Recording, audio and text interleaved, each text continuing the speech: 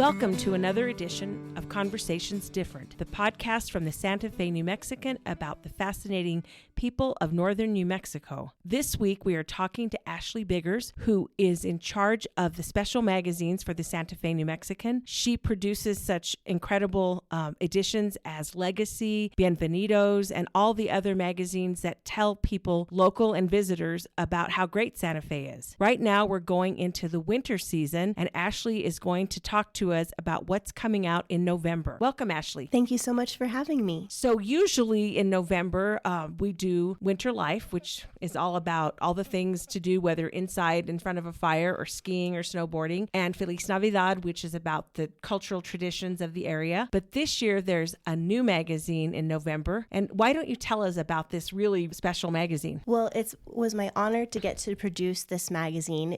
We're just calling it 175, and this magazine recognizes the 175 years that the Santa Fe New Mexican has been publishing. And so we take a look back at the figures that we've covered throughout the history of New Mexico and look at what we're doing today in the world of journalism and what's ahead. I love historic magazines because it really gives you a chance to put in perspective. You know, I think people forget how old we are as an institution. I know when I do the 100 Years Ago feature that runs in the paper every day, you're reading it, it's Geronimo was captured yesterday, and, you know, things like that, or the sister of, you know, Sheriff so-and-so, and it's somebody that you've read about in the history books. Absolutely. Whether it's Kit Carson or Billy the Kid or Norris Bradbury, the New Mexican has been there to cover so many of these iconic figures of history in the West. And so it's wonderful to see, not only learn more about these figures, but also see how the New Mexican has covered them over time and how sort of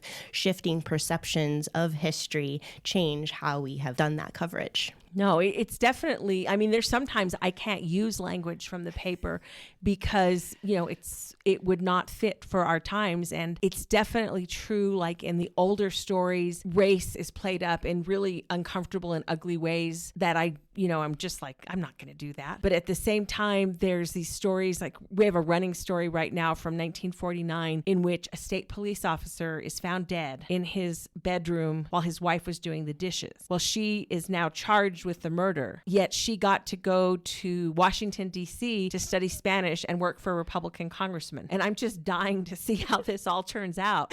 Yes, how it all plays out. Yeah. And another aspect of the magazine is kind of thinking about the New Mexican as, you know, an institution in New Mexico as well, and thinking about it as really a town plaza where all of this has played out in our pages. And so we take a look back at the different owners of the New Mexican and most notably, of course, the McKinney and now Martin family, and how they really battled to maintain a locally owned independent newspaper in northern New Mexico. Yeah, and I remember that personally because I worked in San Angelo, Texas, and then my second job was at the New Mexican, and it was still owned by the Gannett Corporation. Wow. When I worked here. And that was just a fascinating experience because you had the situation where you had editors who were very good journalists, well-meaning people, but they did not get Santa Fe. Mm-hmm. And I will never forget the day there was a brie recall. My editor thought that was the biggest story that Santa Feans cared about. And they liked me ever after because I got the manager of the then First store, I think it was, to comment on the brie recall and what it would do to the diets of Santa Feans. And I was just like, you guys, you don't get this. Yeah. Not exactly a local story, but. No, and it wasn't like it was, you know, queso fresco or something that people actually ate. It was really interesting. And I think I had just left when Mr. McKinney was getting the paper back because I decided to go to graduate school after a couple of years. And he really came back and invested in the paper and raised salaries and increased benefits. And importantly, someone I think it was Gannett that did it maybe, but someone paved the back parking lot, which used to actually ruin your car. So that was a big improvement when I returned to city editor a few years later. Nice. So for listeners who aren't familiar with this story, Robert McKinney owned the New Mexican, sold it to Gannett Corporation with the understanding that he would be able to remain involved in the production of the paper. But when that didn't play out as expected, he sued to regain ownership of the paper and was successful in that, which is quite the anomaly in the history of newspapers in the United States as a whole. And so that's what accounts for the New Mexican remaining independent and locally owned today. That's right. They did not make the endorsement that he had asked them to do, Right. and he had the right to do. And in one of the filing papers, they called him an old coot. They expected him to pass away, but he did not. Right. Not for many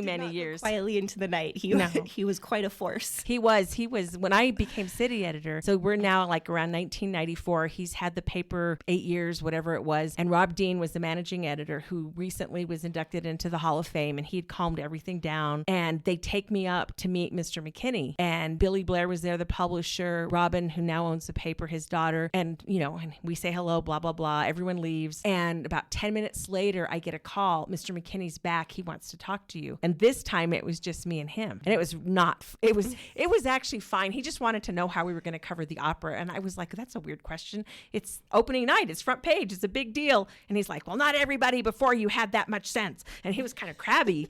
And I was like, oh, okay. And I go back and the boss comes back. Billy does. I heard you were alone with him. What did he want? And I was like, nothing. He just wanted to know how we'd cover the opera. And it was not a big deal, but evidently it could have been, had I been nervous or something. So he was a force. And if he didn't like a story, he would call you, not just to the editor, but to you directly on the city desk. Mm-hmm. One time there was a blizzard and he was like, it's blizzarding. You need to stay in town. Don't drive back to Espanola. And I had the dogs in the house, so I couldn't. I had to go back. But it was like, he was great and very interested in the fact that a paper could be a force in its community. So that magazine should have a lot of information about the past 175 years. It really does. We hope that it will be kind of a keepsake that people kind of have on their coffee tables and refer back to. Robert Knott did incredible research for us and compiled a timeline of 175 moments in the history of the New Mexican that we've covered. And so it's really a great New Mexican history lesson. So we've kind of woven that throughout the magazine so that you can kind of dip in and out of that timeline and remind yourself, learn more about all of the things that have transpired in those 175 years. Before he left to go to the state, he would say, what about this year? Because there was one decade he didn't have, and we'd go look and see,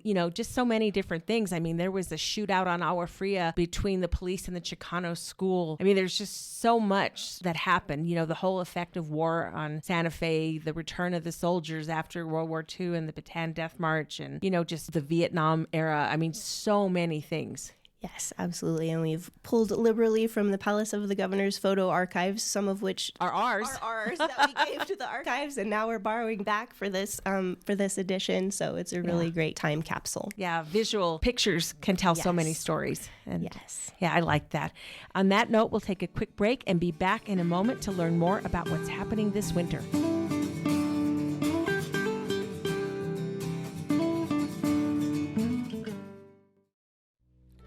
Are you dreaming of a home of your own in Santa Fe but feel like it may never happen? HomeWise is here to help. We are a local nonprofit that has helped close to 7,000 New Mexicans from all income levels and backgrounds become homeowners. HomeWise has everything you need to succeed in home ownership, including free coaching and classes, real estate services, affordable fixed-rate mortgages with low down payments, and down payment assistance to qualified borrowers who meet income restrictions and credit qualifications. We'll be with you every step of the way. Get started today on your path to owning a home. Call 505-983-9473 or visit us at homewise.org. Equal Housing Lender, NMLS number 188231.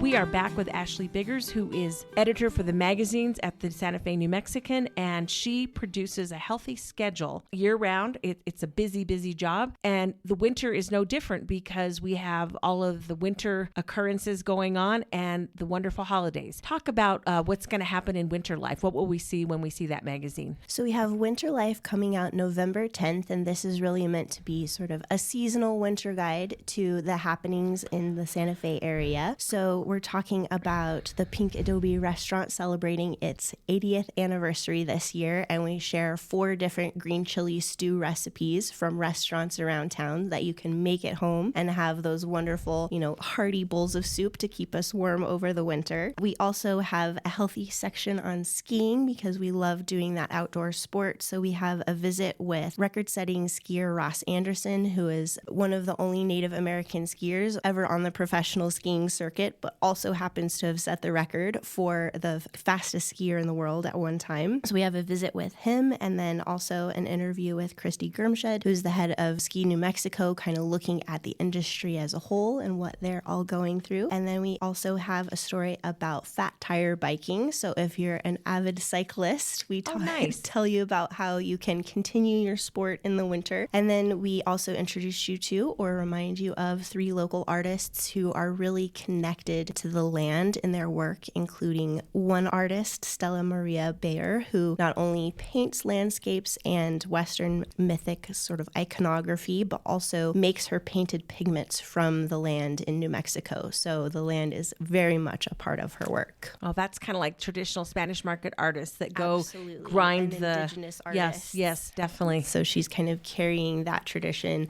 forward in her own very respectful way. Oh, I love that. And I wonder how her colors look different than like a watercolor or an acrylic. That must be a lot maybe richer or something. Yes, and she tells this great story because she didn't always take this artistic approach, and she tells this great story of being in Abiquiu painting one day and the wind blowing and her canvas literally falling off the easel into the dirt, and she took that to mean that it very much wanted to be part of the land in a very physical way. And so when she picked it up, she sort of felt like, okay, I need to pursue this trajectory in my work. That sounds like someone who knows how to listen to the cues that the universe is telling you. Exactly. She very much does. Oh, I like that. I can't wait to read that story. I always have loved Feliz Navidad because, to me, Santa Fe is one of the best places in the world to be at Christmas, whether you're Christian, whether you're, celebrating your native religion, whether you're Jewish, whether you're any religion or no religion. There's just so many beautiful things. And I used to edit the magazines, as you know, and we always focus it as light, the return of the light. And that's what this holiday season is. And what will you be talking about this time? Absolutely. Well, I love Feliz Navidad because we have such unique and special holiday traditions in northern New Mexico. And it's also very much a time for family and being in the kitchen together. So one story is a portfolio of work of a few super chefs from Cooking with Kids who are talking about not only their memories of growing up and being in the kitchen, but also talking about their own connections to getting, nieces or sons into the kitchen with them, and tips for how we can all get our children involved in our holiday meals and really make memories around food during this season. So that's a very special edition. And then I very much have a sweet treat. So we're leaning into our baked goods. So we have 3 different local cookie makers that are featured in our pages. So Shin, Specialty Cookie Shop, Revolution Bakery, and Bakery Feliz are all talking about their, origins and the special cookies that they make around the holiday season. And then our writer Jennifer Levin is looking at Hanukkah baked goods, although not really traditionally made during the holidays, certainly enjoyed during that season. Right, so she's talking about strudels, and she even shares her grandmother Bessie's Mandelbrot recipe so that people can make it's a biscotti-like cookie at home. That sounds so much fun. Bruce Krasnow, who used to be the business editor here and was an assistant city editor, always had a big Hanukkah party for the New Mexican. And the first time I went, and we were having latkes, and I was like, I didn't know those were potato pancakes. I don't know what I thought a latke was, but I didn't realize what it was. And he's like, do you think you could be Sephardic? I said, no, I think we were just poor and we used to not eat meat on Fridays. And that's what we ate. But I love them. And I said, and if I am Sephardic, that would be really cool. Because, so many New Mexicans are. But absolutely. Man, there's nothing better than a really good hot latke and that kugel stuff. Oh. Yes, she and I were brainstorming because we wanted to talk about latkes, but then we thought, well, what else do people Yes, because they eat tons of stuff. Yes. Yeah. So, because latkes have been sort of considered and written about before, and it was like, what else could we do? And then, the wheels really got turning. And, how fun. She loved, writing about the history and sort of how we in northern New Mexico prepare all of these special treats. Yeah. There's that cookie that has the jam in it. And I can't remember the name of it, but we have a friend that comes to our house at Christmas usually, and she always brings that cookie that, from her tradition, and everybody eats them up, and she doesn't get to take any home because they're very, very good. Yeah. Absolutely. Very delicious. Yeah. I love how food brings people together. And I know in our own family, my mother was the empanadita maker and my aunts made the tamales. So I never learned to make tamales as much as I did the empanaditas, although my job was mainly grinding and frying and stuff. I wasn't a very helpful cook. But the hours you spend. Oh, absolutely. And the stories you share and the things you learn about the family just keep you going your whole life after those people are gone. Well, the tamale making has to be a family project. You have to get the kids in the kitchen for a project like that because it's so labor intensive. But that's part of why everything is so delicious. And that's part of the experience of enjoying our food is all of the, tradition and the sharing and the family time that goes into making it. Oh, it's true. And I know I made it with a girlfriend as an adult. And after we were done, I said, whatever people make for tamales, it is not enough. It is hard work. And we made I don't know how many, 10, 12, 20 dozen. It was ridiculous because there was 6 of us and we were splitting it up to take home. Mm-hmm. And it's funny. And the key is getting the meat to masa ratio correct. Yes, very important. And if you buy them, most of them have too much masa and not enough meat. Always need a source. I love at Christmas online where everyone's saying, who do you get your tamales from? And you try to find the person who will meet you in the parking lot. Yes, those are always the best. Yes, they are. What other traditions in Feliz Navidad? I know there's a lot of activities that go on in Santa Fe, whether the posadas on the plaza or the different things. Well, it's interesting you mentioned posadas because last year we had one of our writers kind of go behind the scenes for that production. And, most people just experience it on the plaza, but we talk a little bit more about the creation and who are the folks putting on this event for us, and also take you into the tradition of Las Posadas because, the plaza event that we experience is holiday but pageant, it's only a snapshot. A glimpse. There's so much more to the 9 days of celebrations that go into this in our other northern New Mexico churches. So we give you a little bit of insight into the full tradition. Oh, that's nice because most churches, or Catholic churches anyway, you'll start 9 days before Christmas, and that's how you lead into your Christmas Eve services as you end the posadas. And you're at a real place, as in true tradition is if you're in a place like Arroyo Seco up in Taos and they use a real donkey. That was always my thing. If you have a donkey, you're doing it the right way. Doing it right, yes. Yeah. That's the key. I don't think anybody in Santa Fe actually has. Maybe they do on the one for... I think they did have live animals on the plaza, but I believe they've moved away from that, I guess, for safety reasons. Probably. But I know everyone was very upset because they got rid of the devil, because they used to have an actual, which wasn't traditional, but it was a lot of fun. Well, and they did move away from that, from having the devil, because they felt like it distracted from the true story of Mary and Joseph that is playing out, because the devil got all of the attention because that character was just so big and over the top. And I think Robert Knott played the devil once or knew about it anyway. I sort of liked it just because it didn't feel, that wasn't real to me anyway, so it was a lot of fun. But I think it's probably better to stick to the real script. Yeah. We'll take a quick break and be back with more Conversations Different.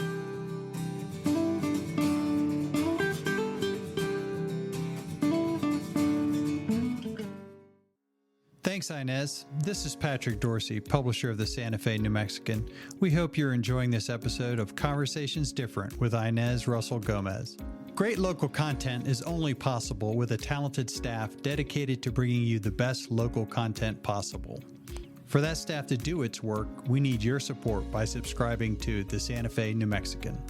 If you're already a subscriber, thank you. And if not, there's never been a better time to subscribe. In addition to our home-delivered newspaper that comes with full digital access, we also provide digital-only subscriptions for SantaFeNewMexican.com. We'll also be releasing more online-only audio and video programming moving forward. The Santa Fe New Mexican has been here for nearly 175 years, and we want to continue being your source for local news and information. Visit us at SantaFeNewMexican.com/subscribe or call us at 505-986-3010. Thank you.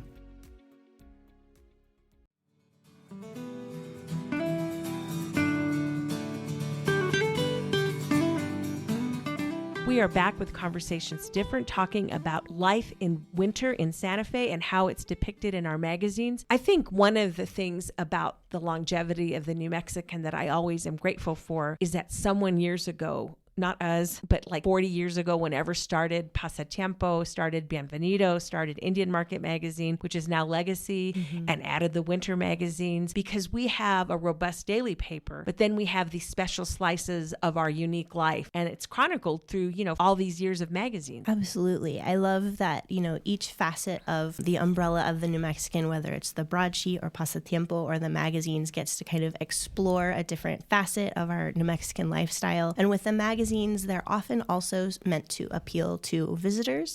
So, folks who are traveling into Santa Fe during the winter, we want them to be able to pick up winter life and get some insight into our local culture and our local lifestyle. But we also want, our savvy New Mexican readers to pick it up and find something new there to surprise and delight them as well. So I kind of try to land the magazines at the intersection of those two groups of people. Yeah, that's a very thoughtful approach, I think, because it's not just for visitors, because, we live here and we should take advantage of all the wonderful things. I know Deborah Villa, who did the magazines right after me and before you, she really got into Bienvenidos being like a cultural, historical, geographical, and just the writers, like Dan Flores and different people. It was really a wonderful read. You could take it and save it and learn so much beyond just where to go shopping, but that was there too. Yes. So in every magazine, I try to have what I call kind of a deep read. So something that explores environment or culture on a deeper level. And so in Feliz Navidad, the story that we have doing that is talking about the reintroduction of bison to our indigenous lands across the West, and in particular, our pueblos in northern New Mexico. So our writer, Anglebad Davila,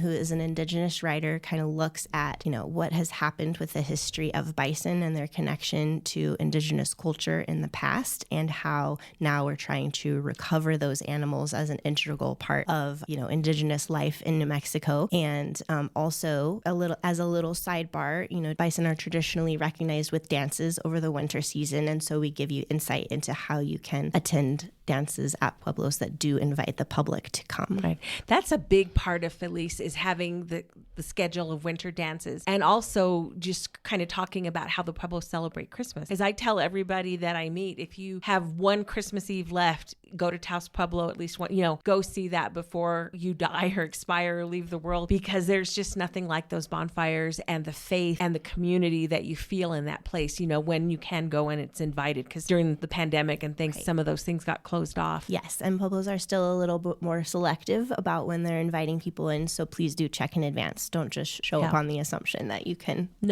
come in.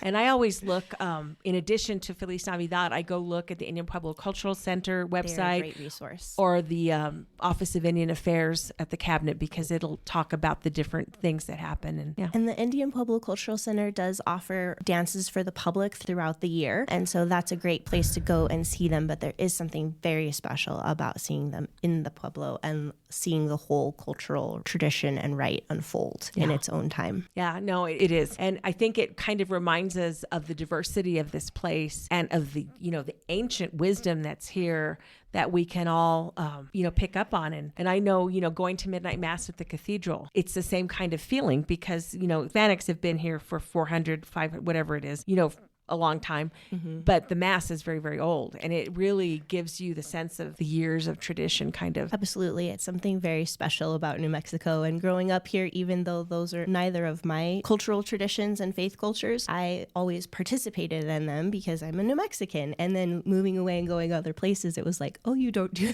do that here. That's not part of your experience. So it was a lot of what made me want to come back to New Mexico. Oh, that makes sense. I know when I was working in Florida, this wonderful coworker invited me to his house for traditional Christmas dinner, and he was Italian, so we had fish and spaghetti. I was like, I want to go home. And you go to other places Christmas Eve, and they're not having enchiladas and tamales and the things that we have. And that. Yeah, that was one of my best Christmas stories, is making pozole with Miss Gonzalez. Yeah, Edward Gonzalez's wife, Patricia. She makes really, really, really good pozole. It's like, if you are the best at that, it is one of the best foods you can ever have. And I enjoyed that so much. Yeah. Well, that's wonderful. I look forward to seeing the magazines and especially learning about the history of the New Mexican and all the people who have made it over the years and what's coming up in 2025 because the magazines never stop. That's true. So this year I had 14 magazines on my slate of magazines. So of course we're not reproducing 175 again. We're not going to have 176, but we do both sort of what we call flagship publications, which are those over which we have complete editorial control, like Feliz Navidad or Winter Life or Bienvenidos. But then we also have several partner publications where we work with Santa Fe organizations such as the International Folk Art Market or the Santa Fe International Literary Festival to create their official magazines. And on those, we collaborate with them on story ideas and then produce with our wonderful stable of New Mexican writers and photographers and freelancers guides that are meant to sort of provide insight and context to those events for people ahead of time, and then also provide, on the ground maps and help guide their experience once they're at those events or markets. I remember when I started doing the magazines, it was only the second year of the folk art market and they hadn't started planning, and it was a rush to get that one done because Pancho Epstein had resigned to move to Arizona and it was just barely got it finished in time. But what I remember was how gracious the founders of Folk Art Market were over the years in really crediting the New Mexican, with Pancho saying yes to the magazine immediately so that their event was marked in a kind of a substantive way. And it's same, I think, with the literary festival. Having that magazine the first year with Colton Whitehead on the cover really made a statement that this is an event that's here to stay. Absolutely. And, everyone that attends these events are also the consummate Santa Fe New Mexican readers. They're smart and savvy and want to learn more and not just see an event on the face of it, but really understand what's behind the scenes. And that's what we try to explore in the magazines. Yeah. No, it's journalism at its finest, and people get to write beautiful stories. The pictures are great, the layouts, everything. And the editing, because it doesn't come together without your concept and without you planning it beautifully. So you have a hard, tough job. Well, it's absolutely my honor to get to be part of these important cultural events in Santa Fe, even if in a small way, because I really feel like, we're helping to create the fabric of our community and getting to, explore these things in print. And I really enjoy collaborating on all of our partner publications. Yeah, that's a lot of fun. And sometimes if the partner goes away, we just do our own anyway. We can do that too. That's right. Because that's one of the things when we used to do folk art, they would collaborate a little bit too much sometimes. And I would just say, go away. I know what I'm doing and you know what you're doing.